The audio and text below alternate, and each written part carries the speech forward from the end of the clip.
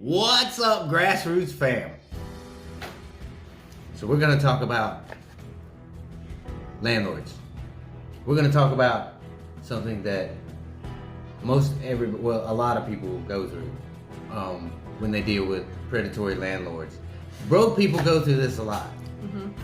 They have to deal with landlords who are unreasonable, ridiculous, and should be held to a higher standard as they are actual homeowners.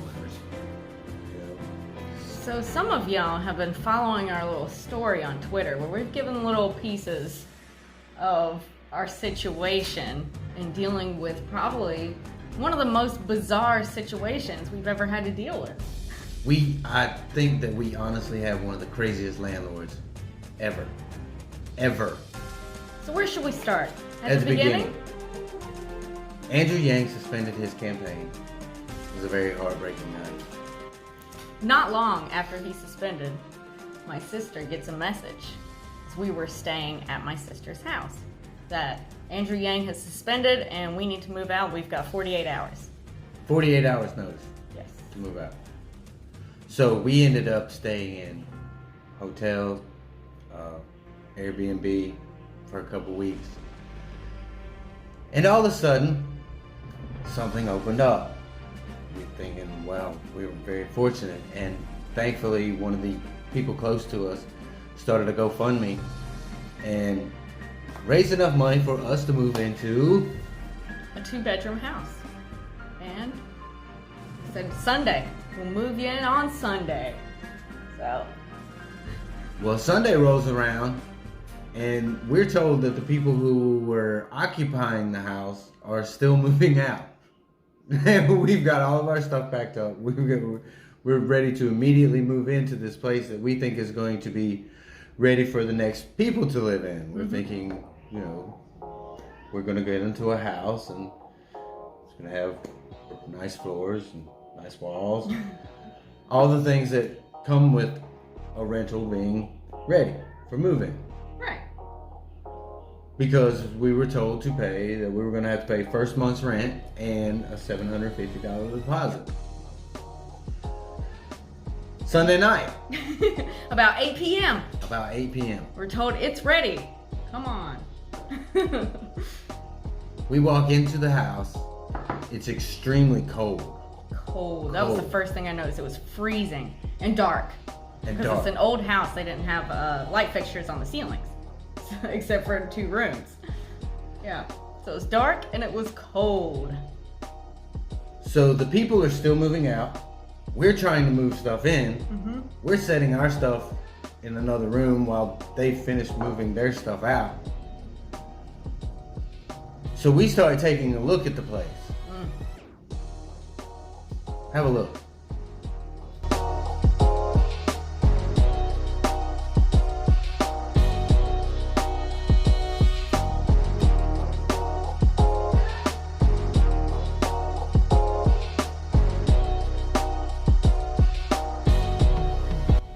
So, as you can see, filthy, holes in the wall, like it's just, whew. We were still asked to pay $750 deposit, which to my understanding, a deposit is made on a place when there's nothing that needs to be fixed. There's nothing that way when you move out, hopefully nothing needs to be fixed. That's what the deposit's for. Yeah. What were we gonna do?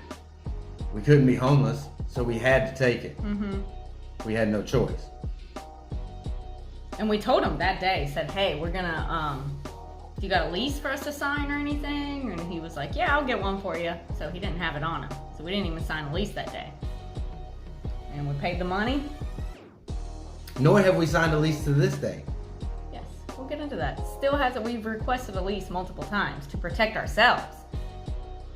Still do not have one. A couple days after we get in here, all of a sudden there's people on our porch just running back and forth, grabbing stuff off the porch. And we're like, you can see right here. We got strange people out there. We just looked and there were people like out on our porch getting stuff. This was a week later. This was about a week after we'd been here. People just walking on the porch, just No warning, no No text warning. from the landlord. Apparently, it was the people that used to live here, and they left stuff on the porch. The whole situation seems strange at that point. But it gets worse. It gets worse. It gets better. Well, we were a couple months into this place. I was trying to do my best to like get the yard taken care of. And then we painted the walls. We repaired the holes.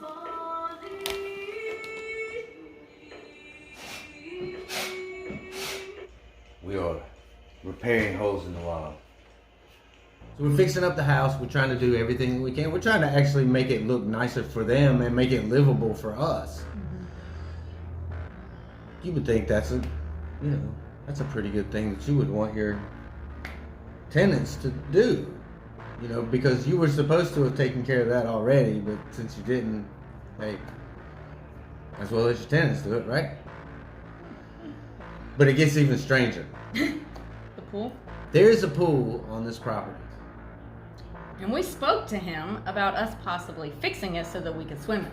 We actually spoke to him about it, because it looks like it's been sitting empty for a while. Well, full of nasty water, Broken glass on top. So we would get up there and walk around and check that, we checked it out or whatever. And we asked him about it, and he was like, was very non-committal about the whole thing. Well, then we get a message telling us that they will be out on the next Sunday. Father's Day. On Father's Day. Mm-hmm. To clean out the pool. And get it filled up. I was like, hey, Yay! can we would like to help on that so that we could, we use the pool. Everybody's happy, right? No.